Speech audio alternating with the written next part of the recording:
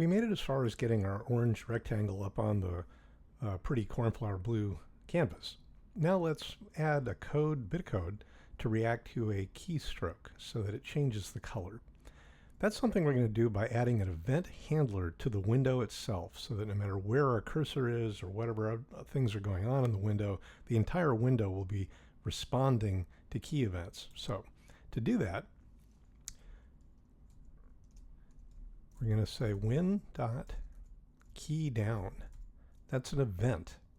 Now, an event holds a reference, but it doesn't hold a value like a variable does. It holds a reference to a method. And you don't assign it with just the equal sign the way you usually do when you assign something to a variable. You assign it with this pair of characters, plus equals. That's a little off the beaten path, I know. But it's important to remember that plus sign. And the reason is we can have more than one method stored in this event. That way more than one thing can happen when the event occurs. So we'll call this method onKeyDown. We haven't made the onKeyDown method yet. That's why there's squiggly red lines underneath the name onKeyDown. But we're going to create that next so that we can have this method be run when that event occurs. So outside the constructor, we'll create a new method. Actually, we can get Visual Studio Code to do it for us. If I float my cursor over the onKeyDown with the red squiggly lines, and again pick Quick Fix, notice one of the things it'll do for me? Generate method onKeyDown. It's always a good idea to let it do the work because sometimes it avoids mistakes that you might otherwise make. Okay, here it is. It's a private method. It doesn't return anything, so it's of type void. Here's the name we picked, onKeyDown, and it takes two inputs. An object that it's called sender, and a variable called e of type keyEventArgs. Now right now there's only one line in the method, throw new not implemented exception. This actually deliberately produces a runtime error. When your program is running, if this line were to execute, you get an error message. Well, that's this automatic method's way of telling you that it hasn't actually been completely written yet. They've created the name for us, the entry point, but we've got to write the part inside that actually changes the color of the rectangle. Let's do that now. Let's say rectangle, which we're allowed to access because remember, we made this rectangle, we made this variable a field of the starter window class. It's not inside any method, so all the methods in the starter window class can access this variable. We'll say rectangle, and we want to change the fill.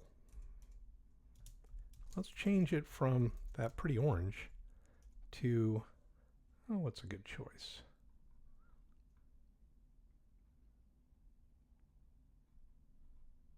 So many options. Oh, let's try maroon. Comma, sorry, not a comma here, semicolon. You use the comma when you're assigning to variables when you create the object, but this is an ordinary line of code. They tend to end with semicolons. Now that ought to do it. All I had to do is assign a name of a method to the event that I want the method to handle, which is keydowns in the window. I created that method here.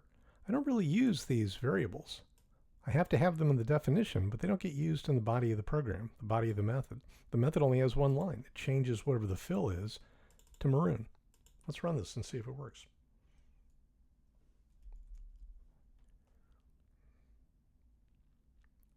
All right, there's my orange rectangle where I wanted it. Now I'm going to press on the start key, the space key. It doesn't do anything. I'll click on the window. Notice how it got a little brighter? The window has to be selected so that the computer will send input to the currently active window. Very often we call whatever is getting input, it will say that thing has the focus. If I press the space bar now, notice how the color changed from orange to maroon?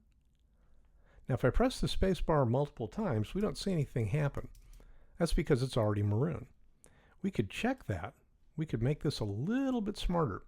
Let's add a condition. We'll say if rectangle.fill equals, remember that's how C# compares two things to see if they're the same, a pair of equal signs like this. That's the C# character pair that defines a test for equality. It's not the same as this equal sign. That's an assignment. This is a test. It's a comparison. So we're going to ask if rectangle.fill is currently orange? If it is, we switch it to maroon.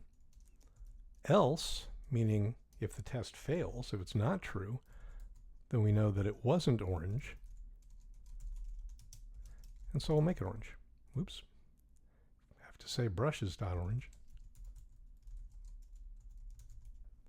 All right, let's see if this works. All right, I'll click the window to make sure it has the focus. Now press the space bar, switch to maroon, I'll press the space bar again, back to orange. Notice, by the way, I can press any key I want. I'll press the letter P.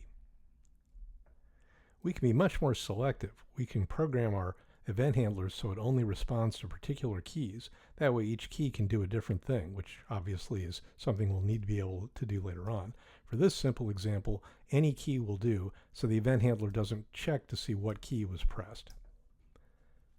That should do it. That's enough to actually prove now that you can create an output display of a simple type and react to some kind of input.